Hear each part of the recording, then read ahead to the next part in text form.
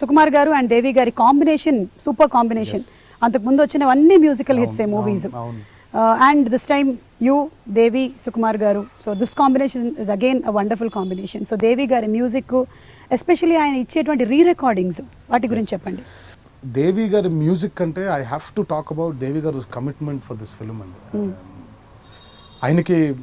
ఆయన ఫ్యామిలీలో చిన్న డిస్టర్బెన్స్ జరిగింది, సత్యమూర్తి గారు చనిపోవడం.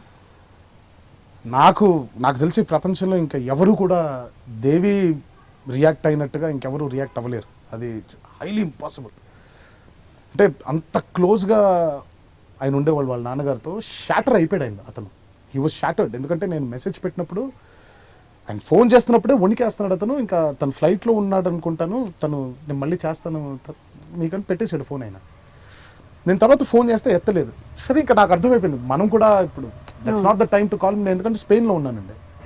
నేను మెసేజ్ పెట్టాను, Devi I'm really sorry for what happen, I'm deeply saddened by your loss and take care of అమ్మ, కొంచెం జాగ్రత్తగా చూసుకోండి ఆవిడ్ని, don't worry Devi, this is all passing phase అని పెడితే 2 రోజుల తర్వాత ఆ మనిషి నాకు మెసేజ్ పంపించాడు. ఏంటంటే మా నాన్నగారికి ఎప్పుడు చెప్పేవాళ్ళు పనాపొద్దురా, పని మీద ధ్యాస లేకుండా ఎప్పుడు ఉండకూడదు, పనాపొద్దు అని చెప్పాడు.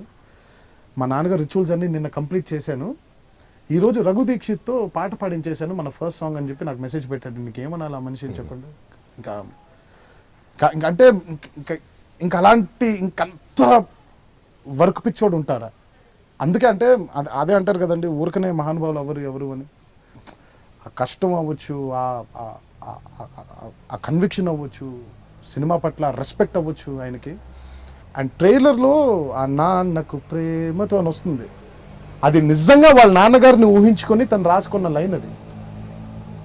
సో ఈ సినిమాకి దేవి హ్యాస్ బీన్ అ బ్లెస్సింగ్ మాకు. అటు పాటల విషయంలో అవ్వచ్చు, బ్యాక్గ్రౌండ్ స్కోర్ విషయం, దేవి వర్క్ గురించి నిజంగా మనం ఈరోజు మాట్లాడుకున్నా కూడా ఇంకా తను అన్ని సాధించేశాడు. బట్ వాటన్నిటికంటే దిస్ ఈజ్ వెరీ ఇంపార్టెంట్. నాకు తెలిసి నేను నిజంగా ఆ స్టేజ్లో ఉంటే నేను నిజంగా అలా చేయగలుగుతానా అనే డౌట్ నాకే వచ్చింది. And I really want to thank Devi and hats off to his commitment. And ఇంకా అలా ఉండరేమో ఇంకెవరు.